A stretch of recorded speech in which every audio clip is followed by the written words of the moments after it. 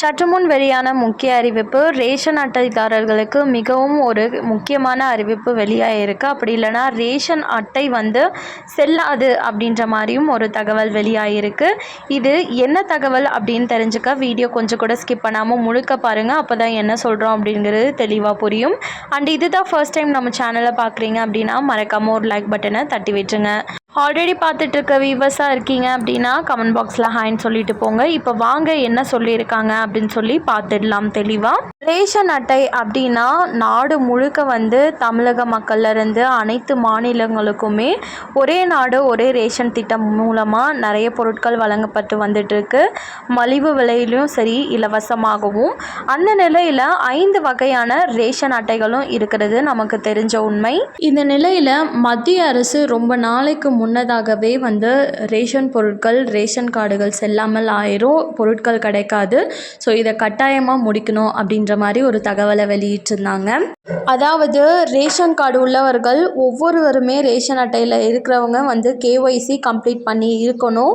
அப்படி இல்லைனா ரேஷன் பொருட்கள் கொடுக்க மாட்டோம். இதற்கான கால அவகாசமும் இத்தனை நாள் வழங்கப்பட்டு வந்துட்டு இருந்தது.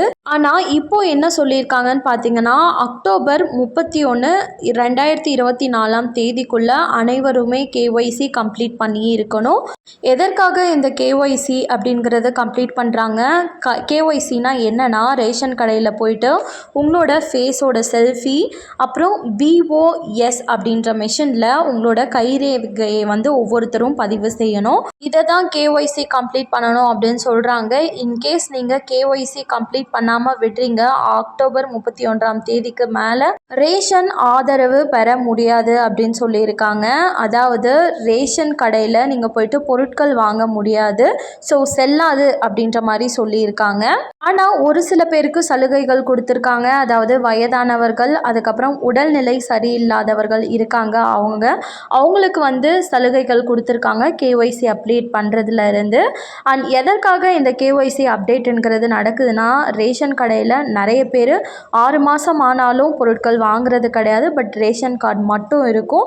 அந்த மாதிரி இருக்கிறவங்கள தவிர்க்கிறதுக்காக அவங்களோடது எல்லாத்தையும் ரத்து செஞ்சு பொருட்கள் வராமல் தடுக்கிறதுக்காக தான் இந்த ஒரு இன்ஃபர்மேஷனை நம்மளுக்கு சொல்லியிருக்காங்க.